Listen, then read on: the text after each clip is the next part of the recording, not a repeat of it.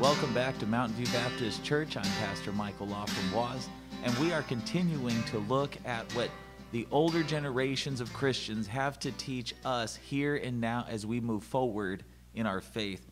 I talked last week about my grandparents, Pastor Jerry Osborne, Wanda Lou Osborne, how they served the Lord and what they taught me, reminding the Christian community today how necessary it is for those of us living today, serving the Lord, how important it is for us to look back at our spiritual heritage and to remember that we have a legacy, a heritage in the faith to learn from, to help us, to motivate us, to comfort us, to encourage us, to exhort us. There's a great cloud of witnesses, as the Hebrews author tells us, a great cloud of witnesses of people, Christians, believers who lived by faith, who walked by faith, and who left us examples of how we are to do the same as we follow after them, and hopefully as we follow in their footsteps, as they followed in the footsteps of Christ. Like Paul said,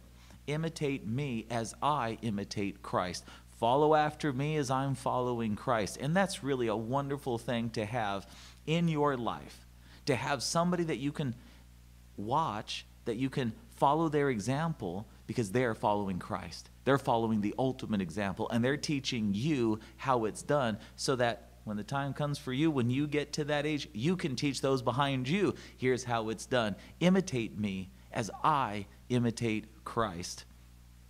My grandma and grandpa, Pastor Jerry, Wanda Lou, they believed that Christians, believers, followers and disciples of Christ, that we are to serve the Lord. Like this was the ultimate.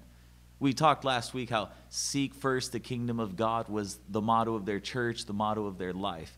And each of them, they had a Bible verse, a life's verse that they called back to, that they hearkened to often, that gave them sort of the impetus, that set the standard by which they were to live.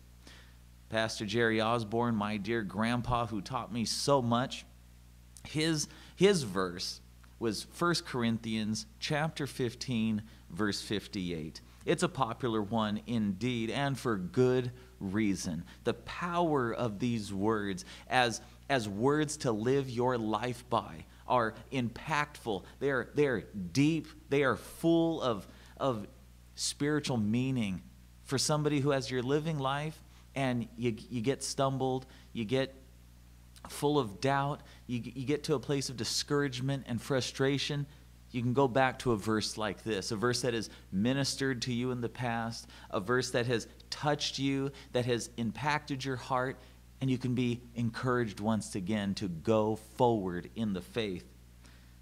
Paul, writing to the Corinthians, he says here, "Therefore, my beloved brethren, be steadfast, be firm, be immovable, always abounding in the work of the Lord, knowing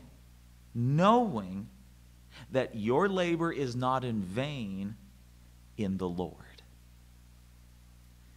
This was a verse that I can imagine my grandpa returning to time and again.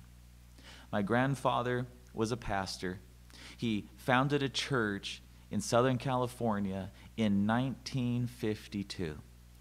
He married Wanda Lou, and on the anniversary day of their wedding, they founded a church. Married in 51, on their anniversary, they held their first Sunday services for their church, the Community Bible Church. And ministry, as any pastor knows, as anybody who has served the Lord understands, was often difficult. My grandmother would joke as she would give her testimony, hardship, we knew that ship well. We were familiar with heartache, with difficulty, with hardship. We were familiar with uphill battles. We were used to being attacked by the enemy. We were used to discouragement and frustration. My grandfather, I can see him looking at this verse in his Bible. Be steadfast, Jerry. Be immovable. Keep moving forward and always be abounding in the work of the Lord. Keep serving the Lord. Both of my grandparents would preach, would teach, would profess and proclaim. They would testify as witnesses that joy is found for the Christian. Christian joy, the joy of real Christian living, is found in serving the Lord. When they got married and they began they started their church, right? He had a friend, the best man at his wedding. As he toasted the new couple, he said, Jerry, run, keep going, work, don't get tired, keep it up. Go, Jerry, work, Jerry, run, Jerry. The time has come for you to fulfill your ministry. And my grandfather, no doubt, took that seriously. He toiled and labored in his church, in his ministry field, for 46 years until the day of his death. And he was one who faced heartache, heartbreak. And yet, I can see him poring over this verse in times when his heart was no doubt crushed within him, when perhaps he was wondering if he should keep going and how he could keep going. Be steadfast. Stay on that firm foundation, which is Christ. Be immovable. Don't move. Keep it up. Stay firm. Stand tall, no matter what. And always keep up the good work. Keep fighting the good fight.